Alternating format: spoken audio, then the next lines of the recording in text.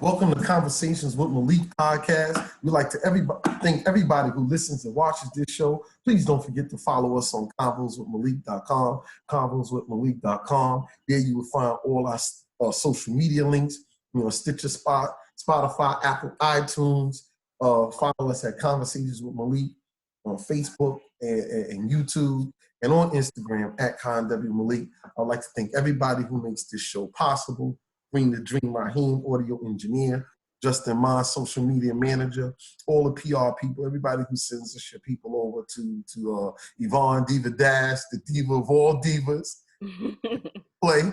If you say you're gonna be someplace at 8, if you ain't there at 7:30, you're late. Yes. You know what I'm saying? And so, I just definitely want to give a shout out to her and Dell, Preston, all of them, the whole crew over there, you know what I'm saying? Y'all are the best. Y'all know that. Y'all are family. And listen, thank God for another day. Thank God that we're making it through this. To everybody, all of the first responders and everybody who's out there who putting their lives on the line, essential workers, people who have lost people as a result of this COVID-19. There's been 18 other COVIDs, and this is a strand of the coronavirus that has shocked the world and sat the world down.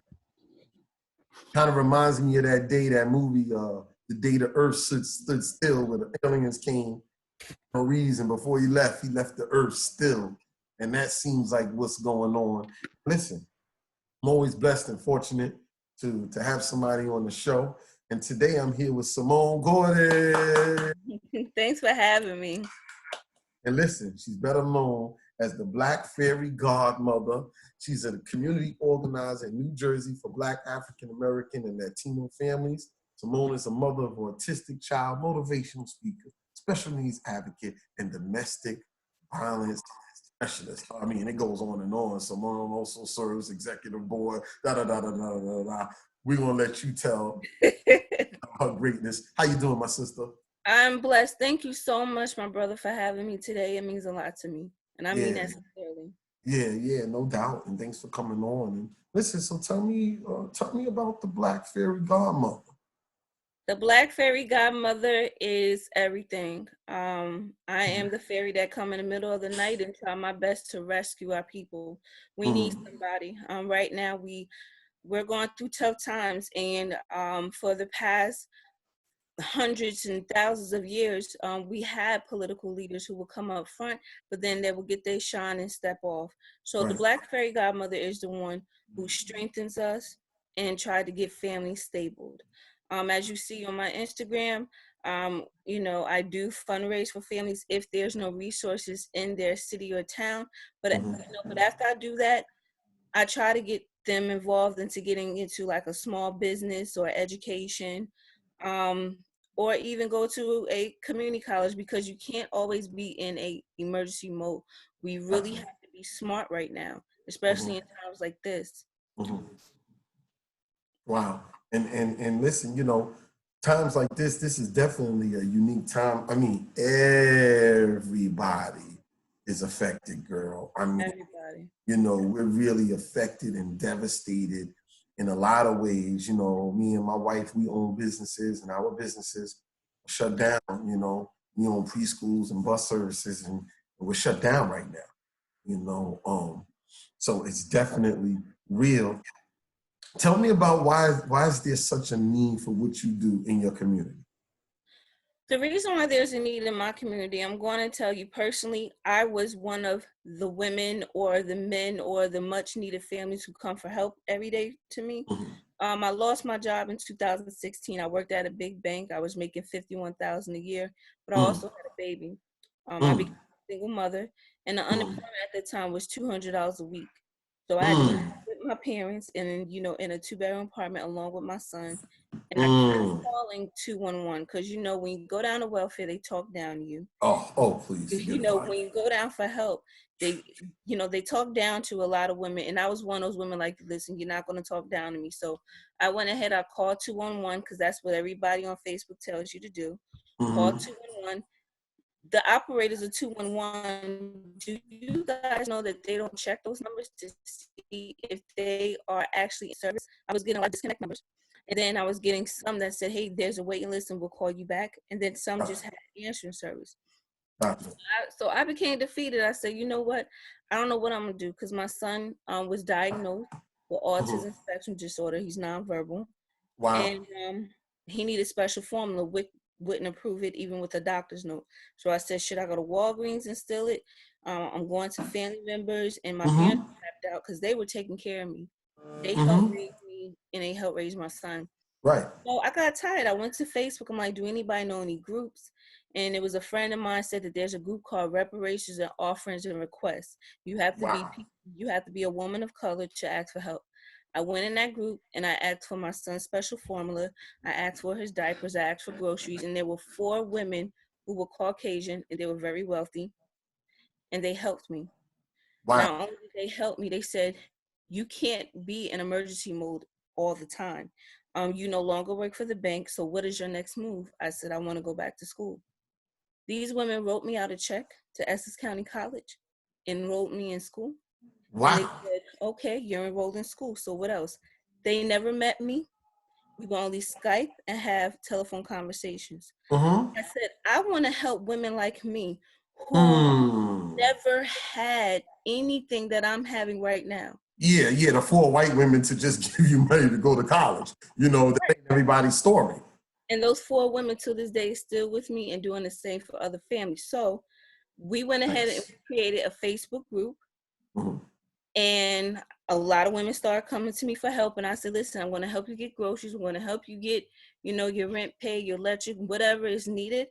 But after that, let's do a vision board and let's get you stabilized the same way these women are stabilizing me.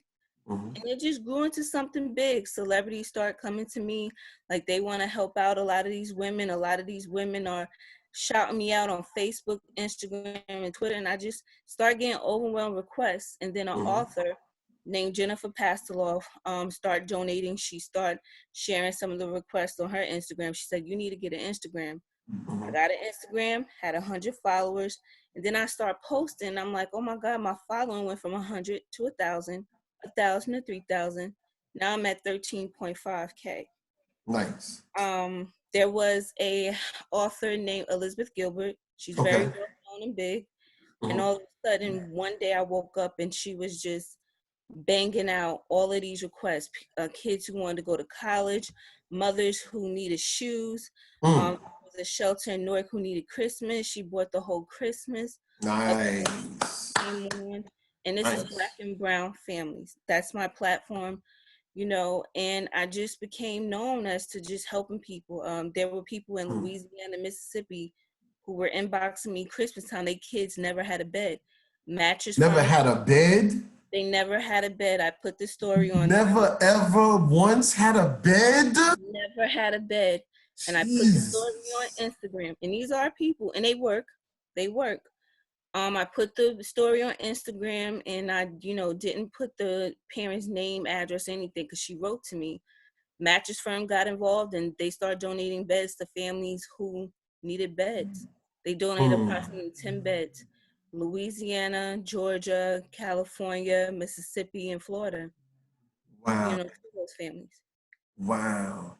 And see, you know what? This is why, seriously, sis, this is why I do these interviews.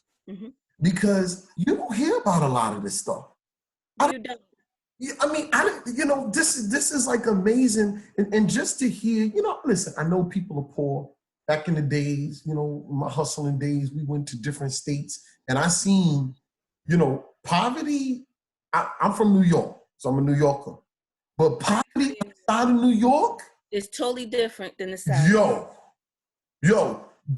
Listen, there's parts of Cincinnati that are making Brownsville look like Beverly Hills. And I used to be out in Brownsville. I'm telling you. And people, and they're saying to me, they're like, but Simone, we live in Brownsville, we live in Newark, we live in the Bronx, we live in Jersey City. It's totally different than different out of state.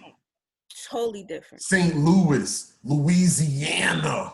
And I'm mentoring women in Louisiana to get GEDs, because our people are told down there that they're lower than low. So Oh, they take that to heart. So during Christmas time, I did 50 families in 50 states. I posted every kid wish list. All of them was done. Kids were asking for underwear, clothes.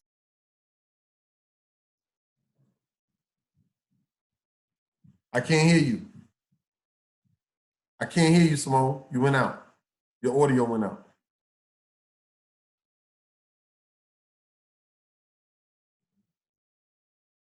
Trying to figure out. There you go. There you go. Oh, sorry, that's my Wi-Fi. I'm just trying to show our people you don't have to be rich.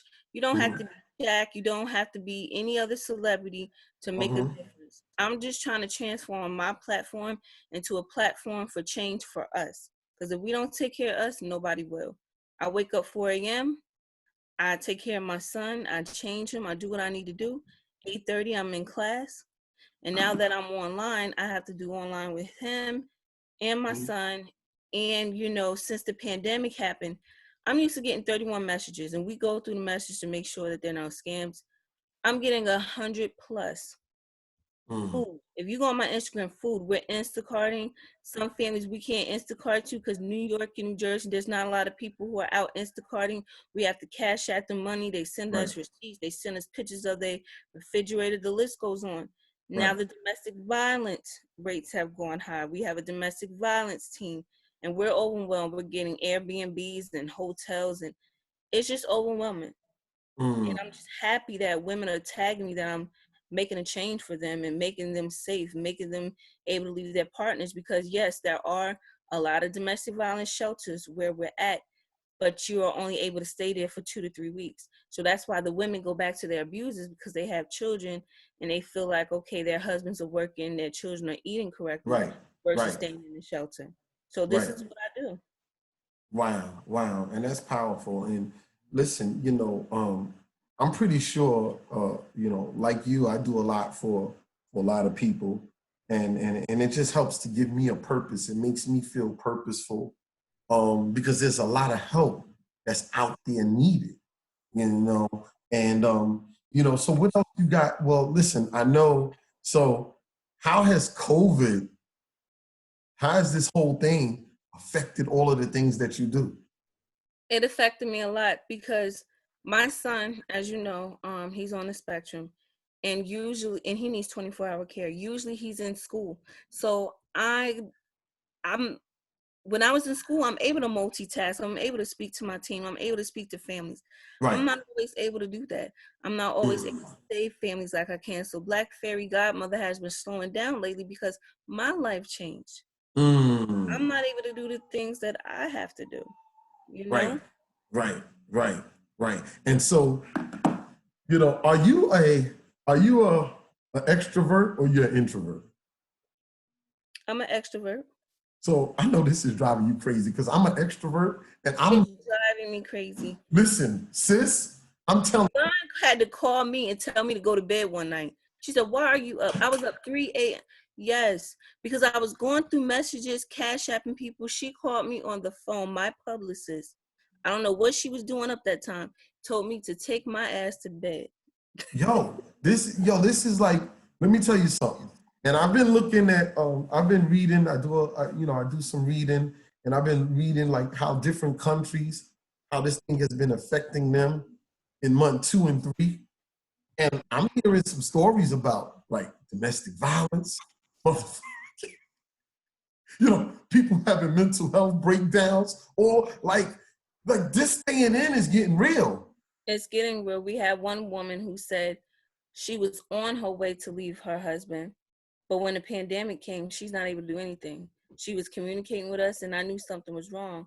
So I do little code words with women. I'm not going to tell you what the code words is so that, people won't. But there's little code words for women that we use when we're talking to the domestic violence victims.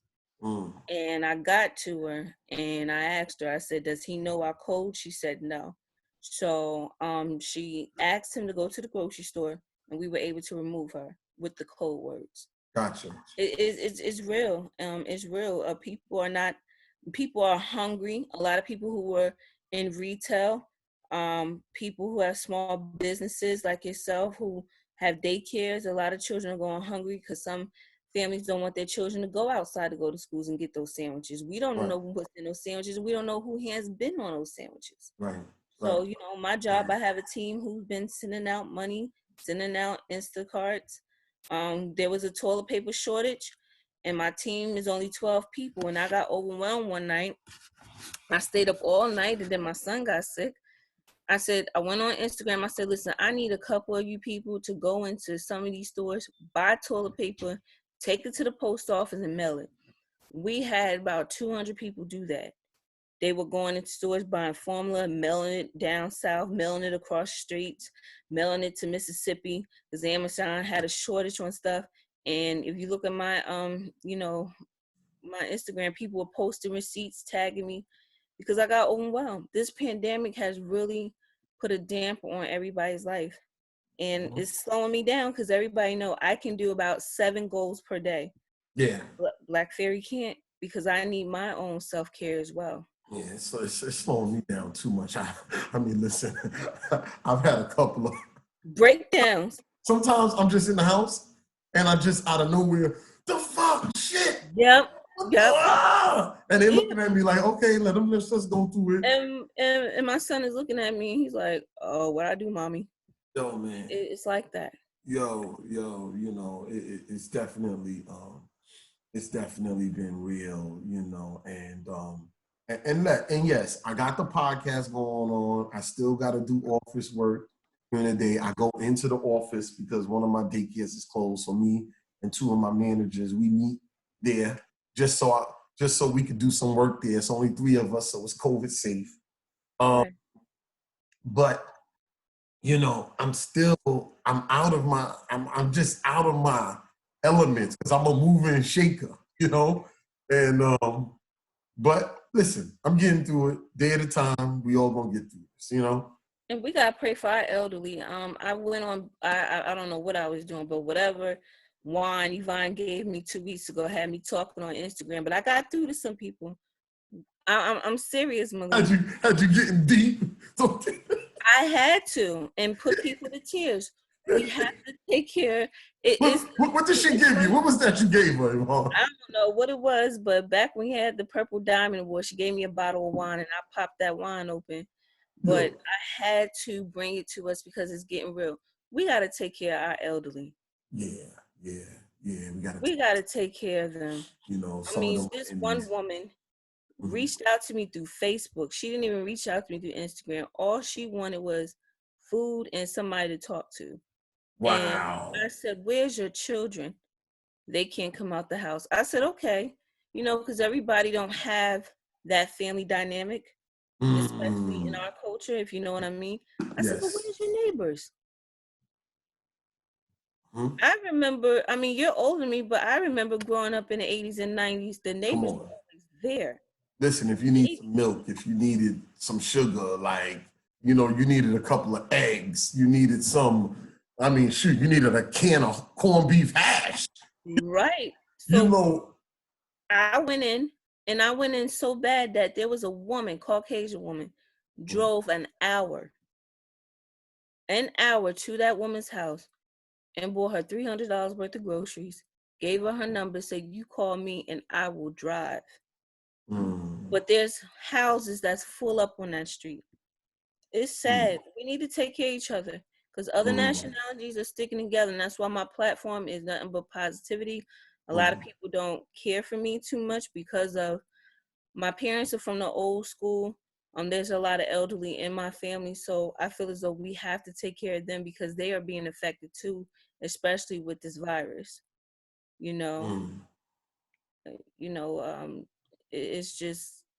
It's unbelievable. I lost 20 Facebook friends. 5 of them were high school people I went to high school with, and they were 33. Families, houses, careers. Lost one of my professors. He was an amazing mathematics teacher. So the list goes on. So it is real. Yeah. And so, listen, tell everybody how they can find you. Give us your social media. links, and we'll have another one of these once we get closer to everything kind of breaking out. You can come back on and tell us what you got going on, because I know you have events and stuff coming up. I'm gonna have stuff coming up too. So tell everybody how they can find you. They can always find me at the Black Fairy Godmother Official. That's my Instagram, and you can always go to my bio and donate. We don't always ask for money. At times we put people wish list up there if they need toiletries, baby food, diapers, formula, or just a gift card. So we always put things there, and I always go live every Saturday. I'm going to be bringing some people on who are not big politicians, but they're doing their best in their community. Nice. Listen, thank you for being on, Simone. Thank you, bro. I appreciate you. Simone Gordon, the Black Fairy Godmother. So if you're ever one night and you see somebody with some angel wings coming your way and there's a light glistening around her, with a nice afro.